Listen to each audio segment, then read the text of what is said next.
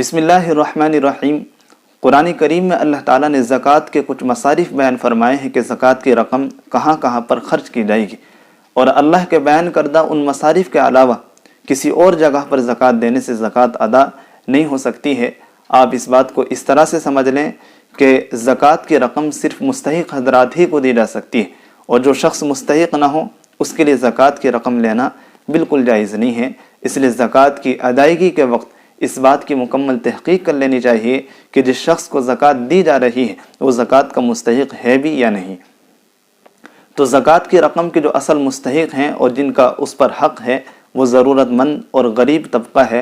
इसलिए जो शख्स ज़रूरतमंद ना हो उसके लिए ज़कात की रकम लेना बिल्कुल जायज़ नहीं है। थोड़े से रुपयों की खातिर, थोड़े से सामान या राशन की खातिर अपने ईमान का सौदा नहीं करना चाहिए। अगर आप गरीब नहीं हैं, मुस्तहिक़ ज़कात नहीं हैं, ज़रूरतमंद नहीं है, तो ख़ुद को ज़रूरतमंद ज़ाहिर करके ज़कात की रकम वसूल करने की कोशिश नहीं करनी चाहिए। हदीस शरीफ में आता है कि जो शख्स ज़रूरतमंद न होने के बावजूद लोगों से सवाल करे, भीख मांगे, तो असल में जहन्नम के अंगारे इकट्ठे कर रहा है। अल्लाह रब्बुल इज़्ज़त हिफाजत फरमाए।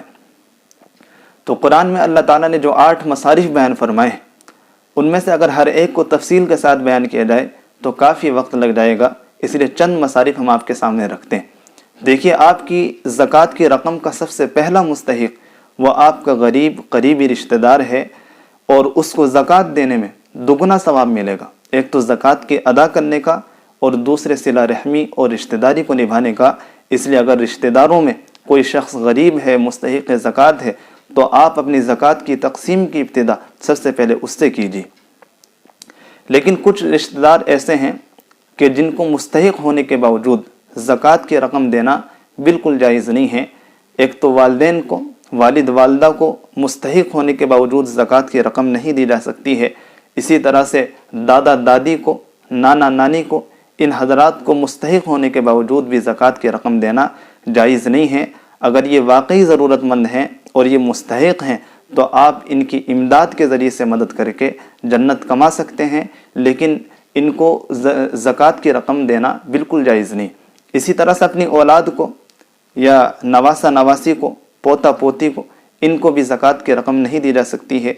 या इसी तरह से शोहर अपनी बीवी को ज़कात की रकम देना चाहे या बीवी अपने शोहर को ज़कात की रकम देना चाहे तो ये भी एक दूसरे को ज़कात की रकम नहीं दे सकते। इसके अलावा बकिया जितने रिश्तेदार हैं वो एक दूसरे को ज़कात की रकम दे सकते हैं।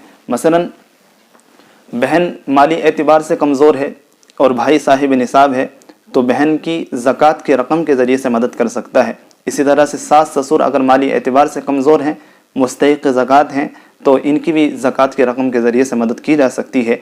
बहू मुस्तहिक़ ज़कात है, गरीब है, तो सास ससुर अपनी बहू की मदद कर सकते हैं, ज़कात की रकम दे सकते हैं।